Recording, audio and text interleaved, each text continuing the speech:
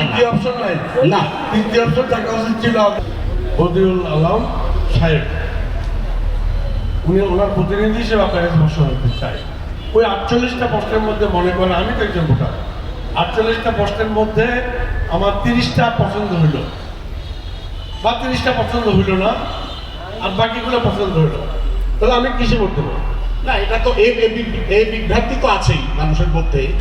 এটা আপনাকে এটা হাতে দিলে 48টাই হ্যাঁ, নাতে দিলে 48টাই এখন না, এই না না না, ঠিক আছে। 30টা তো আমার ওয়াদুদ ভাই, আমার মনে হয় যে 30টা 48টার মধ্যে 30টাতে আমার মানে পক্ষে অনেক যুক্তি আছে, আর বাকিগুলো তো আমার কান কাটা যাচ্ছে। তাহলে আমি কিসে ভোট দেবো? না, আমাকে এটা আপনাকে বলতে হবে তো।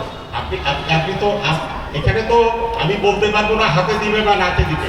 এখানে বিষয়টা ক্লিয়ার যে যে হাতে দিবে 48টাতেই হ্যাঁ, যে নাতে দিবে 48টাতেই না। ওইখানকার অর্ধেক তো আমার অপছন্দ হতে পারে, আর অর্ধেক পছন্দ হতে পারে। এটা তাকেই বিবেচনা করতে হবে এই জন্য ওই বইটা বলতে যে হবে যে আমি যদি পুরোপুরি ভাবে একমত না হই আমি কি করব, তার বিবেককে বিবেচনা করে সে বিবেককে প্রশ্ন করে ভোটটা দিই। অপশন তো নাই, অপশন দুইটা না, অপশন দুইটাই, হয় হ্যাঁ না হয় না। তৃতীয় অপশন নাই না, তৃতীয় অপশন থাকা উচিত ছিল যে আমি এতটা সমর্থন করি। আচ্ছা ঠিক আছে, আমরা একটা প্রশ্নের প্রেক্ষিতে